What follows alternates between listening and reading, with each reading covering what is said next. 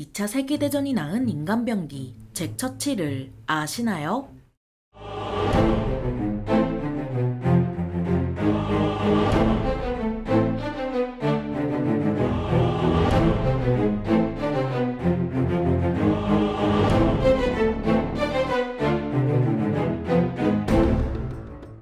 안녕하세요. 지식 스토리입니다. 이번에는 시대를 잘못 태어난 전사 잭 처칠에 대해 알아볼 텐데요. 군복무를 해보신 분들은 아시겠지만 군대에는 정말 별의별 사람이 모이다 보니 기인도 어렵지 않게 찾을 수 있습니다. 하지만 이번 주인공인 잭 처칠은 그런 기인조차 눈이 휘둥그레질 정도로 기인 중의 기인입니다. 왜냐고요? 이미 총이 지배하는 전장에서 검과 활 그리고 백파이프를 가지고 싸우는 시대를 잘못 태어난 전사이기 때문이죠. 이런 잭 처칠의 별명은 파이팅 잭 혹은 매드 잭으로 둘 다 범부에 어울리는 별명은 아닙니다. 잭 처칠은 기행에 대해 검을 패용하지 않고 출전하는 장교는 모두 복장 불량입니다. 라고 말하는 패기를 보였습니다. 잭 처칠은 태어날 때부터 어머니의 배를 가르고 나왔을 것 같지만 의외로 평범한 가정에서 태어났는데요. 잭 처칠은 1906년 영국의 식민지였던 실론의 한 공무원 집안에서 태어났죠. 잭 처칠이 태어나자 그의 가족은 영국으로 귀국했다가 1910년 아버지가 공공사업부장으로 임명되면서 홍콩으로 이주했습니다.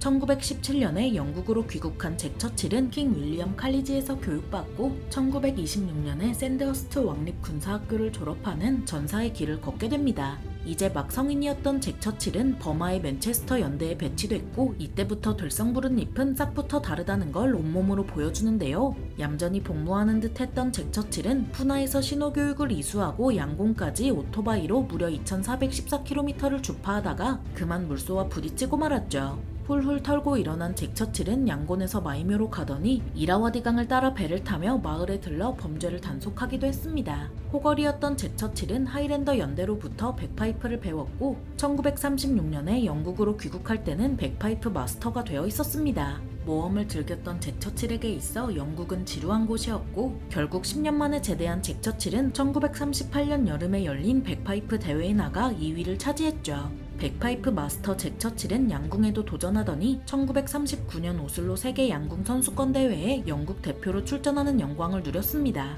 잭 처칠이 백파이프 마스터에 이어 양궁 선수가 되는 사이 독일에서는 히틀러가 총통의 자리에 오르고 1939년에 폴란드를 침공하면서 2차 세계대전이란 빅 이벤트가 터집니다. 예비역이었던 잭 처칠은 1940년 5월 독일이 전격전으로 승승장구하자 맨체스터 연대로 와서 중대를 지휘했는데요. 검과 활로 무장한 잭 처칠은 승승장구하는 독일군을 상대로 소부대를 이끌고 게릴라전을 벌이는 걸 선호했죠. 좋아하는 오토바이를 타고 프랑스를 누빈 잭 처칠은 헤드라이트에 독일 장교 모자를 걸고 다녔으며 활로 적병을 사살하고 그의 중대가 후퇴할 때 기관총 2정으로 끝까지 싸웠습니다. 잭 처칠은 이 과정에서 어깨에 총알이 박혔지만 그의 중대는 무사히 덩케르크 해안까지 후퇴했고 고장난 전차에서 다친 장교를 구출하기도 했습니다. 덩케르크 해안에 오토바이를 타고 나타난 잭 처칠은 많은 병사에게 귀감이 되었고 덩케르크 철수작전으로 영국으로 귀국하는 길에 코만도에 대해 듣게 되는데요. 흥미를 느낀 잭 처칠은 코만도의 지원에 스코틀랜드에서 훈련받게 됐고 1941년 12월 27일 코만도로서의 첫 작전에 투입됩니다.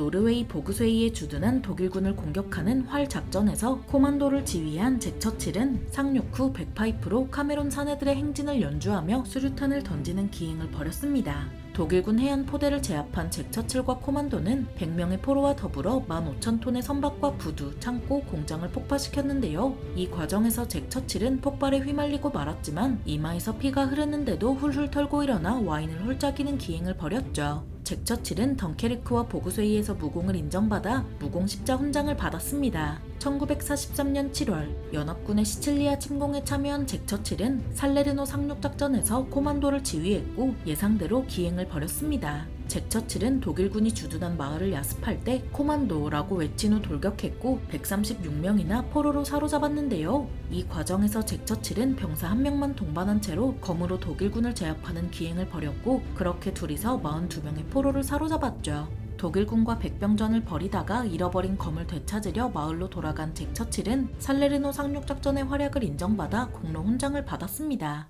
잭 처칠은 유럽 전선에서 소드마스터로 명성이 자자했고 1944년에는 유고슬로비아 전선에 참전하는데요. 코만도를 이끌고 파르티잔을 지원한 잭 처칠은 독일군이 장악한 브라치 섬을 공격하라는 명령을 받죠. 다음날 아침 공격을 제시한 잭 처칠은 43명의 코만도에게 측면 공격을 명령하고 40명의 코만도와 함께 622 고지를 향해 돌격했습니다. 하지만 독일군의 포격으로 인해 622 고지에 도달한 건 고작 6명뿐이었고 잭 처칠은 백파이프로 다시 안 돌아갈 거야를 연주하다가 폭발에 정신을 잃고 말았습니다. 독일군의 포로로 잡힌 잭 처칠은 지휘관인 한스 토르너 대위에게 전쟁이 끝나면 스코틀랜드에 와서 아내와 함께 식사나 하자는 호걸다운 편지를 썼습니다. 훗날 토르너 대위는 잭 처칠의 편지 덕분에 유고슬라비아에서 전범으로 몰렸을 때 처형당하지 않을 수 있었는데요. 1944년 9월 잭 처칠은 영국 공군 장교와 함께 배수구를 통해 철조망 아래로 기어가 수용소에서 탈출하는 데 성공했습니다. 하지만 해안도시 로스토크 근처에서 발각된 잭 처칠은 1945년 4월 말에 약 140명의 포로와 함께 나치 친위대가 관리하는 수용소로 이송됩니다.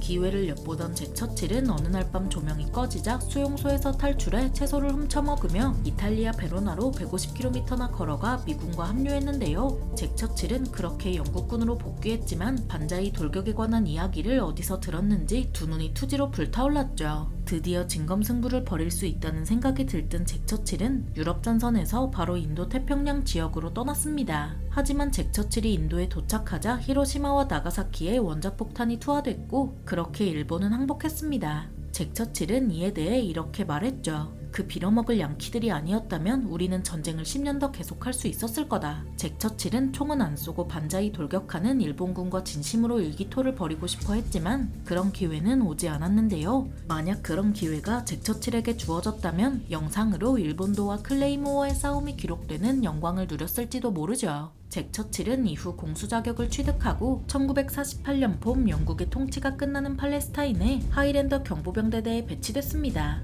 당시 잭 처칠은 12명의 병사와 함께 아랍연합군의 공격을 받는 이스라엘의 하다사 의료 호송대를 지원하려 했습니다. 잭 처칠은 장갑차를 타고 의료 호송대를 대피시켜주겠다고 제안했지만 의료 호송대는 구조대가 올 거라 믿어서 거절했는데요. 하지만 구조대가 도착하지 않자 잭 처칠과 12명의 병사는 아랍연합군에 제압 사격을 가했죠. 하지만 호송차 2대에 불이 나서 안에 있던 79명 중 77명이 사망하는 참사가 벌어졌고 이 사건은 하다사 의료 호송대 대학살로 후대에 전해졌습니다. 1959년에 제대한 잭 처칠은 런던에서 생도 훈련을 감독하는 군무원으로 일했고 경비병대를 내려다볼 수 있는 사무실을 좋아했습니다. 아내와 더 많은 시간을 함께 보낸 잭 처칠은 템스강에서 증기선을 몰고 무선 조종 선박 모형을 만드는 취미를 가졌는데요. 1996년 봄 잭 처칠의 시계는 서리에 있는 자택에서 멈췄지만 검을 들고 싸우는 매드잭의 유산은 용기뿐만이 아니었죠. 잭 처칠이 친구에게 보낸 엽서에는 이런 문구가 쓰여 있었습니다.